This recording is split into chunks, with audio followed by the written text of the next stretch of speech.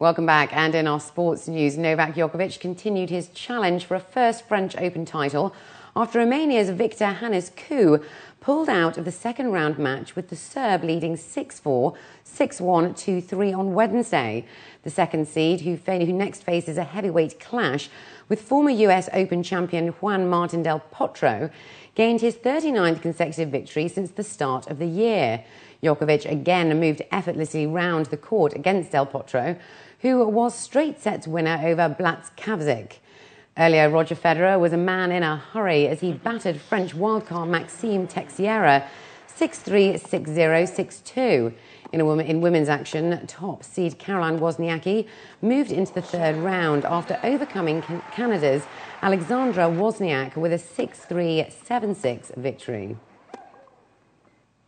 2 goals in the opening 5 minutes helped Zobahan of Iran defeat Saudi Arabian side Al Nassr 4-1 in a second-round Asian Champions League match played in Iran on Wednesday.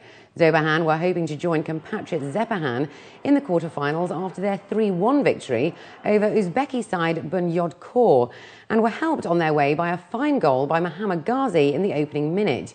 Just 4 minutes later, a corner from the left was headed into the net by Igor Castro to give Zobahan a 2-0 lead. The Iranians continued to have most of the play, and 17 minutes into the second half, Castro found space on the edge of the penalty area before scoring his second and Zobahan's third. Zobahan wrapped up the match when Shahin Kairi scored a powerful shot from 25 metres. Real Madrid director General Jorge Valdano has been sacked, according to President Florentino Perez, a victory, though, for coach Jose Mourinho in his bid for more influence at the La Liga club. Perez made the announcement at a news conference at Real Bernabeu Stadium following a meeting of the club's board of directors. Valdano's position had been in doubt after his relationship with Mourinho deteriorated following the Portuguese arrival from Inter Milan at the end of last season. Mourinho was reportedly harbouring a grudge over a newspaper column the Argentine wrote several years ago, criticising his tactics as manager of English Premier League club Chelsea. FIFA is to open an investigation into a possible breach of its ethics code by presidential candidate Mohammed bin Hammam and executive committee member Jack Warner, according to the football ruling body. FIFA said the investigation by its ethics committee followed a report by Chuck Blazer, another executive committee member, on possible violations of the FIFA code of ethics allegedly committed by officials. The report, which included bribery allegations, followed a meeting at which Warner and bin Hammam were present on May the 10th and 11th that was linked to the June the 1st presidential election. FIFA said Warner and bin Hammam had been asked to attend an ethics committee hearing in Zurich on May 29th, along with Caribbean Football Union officials Debbie Mingel and Jason Sylvester. Englishman Luke Donald is one of 3 players aiming to finish the week at the top of the world rankings, but he said on Wednesday that winning tournaments is his main priority. Second-ranked Donald and number 3 Martin Kaymer of Germany will be battling to knock Britt Lee Westwood off the top spot on Sunday, following the final round of the European Tour's flagship PGA Championship at Wentworth near London. Donald has been in fine form this year, beating Ryder Cup teammate Kaymer 3-2 in the WGC Accenture match play final and stringing together a series of top 10 finishes on the US and European tours. Despite this, he has yet to win one of golf's major tournaments. And as we approach the weekend, let's take a quick glance at the cross-cultural interpretation of art that's happening in Abu Dhabi. Acclaimed Emirati artist and calligrapher Abdulaziz Al Fadli showcased 20 pieces of his art at the Khalidia Palace at the Rotana Hotel.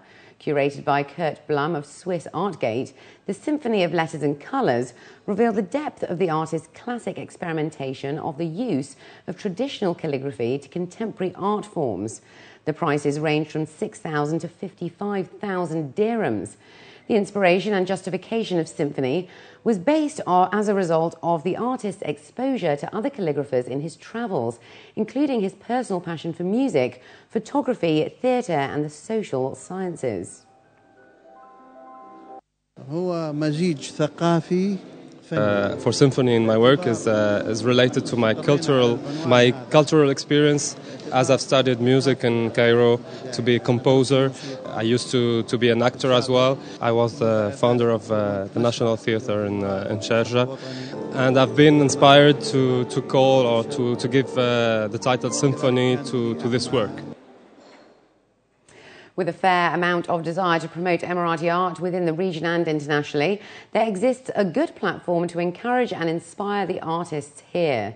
Swiss Artgate is one such platform that aims to merge an artistic dialogue between the UAE and Switzerland. When we started to talk about his artwork, to work on an exhibition, then I saw really that he can improve much. So I worked with him maybe in the last 4 or 5 months, like a coach of a great artist. I know his talent, his background, and I tried to build up with him some new ideas. And now let's now take a look at the local and international weather forecast for tomorrow.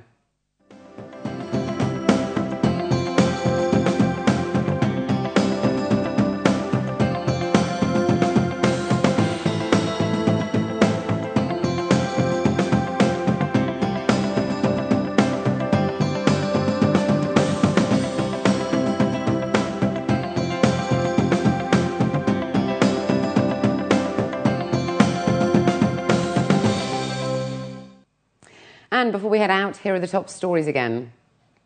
No price hike for commodities, it says Ministry of Economy. IMD prepares senior executives to rethink corporate strategies to further progress. Plane crash in India kills 10. And DP World to soon trade on both Nasdaq Dubai and LSE.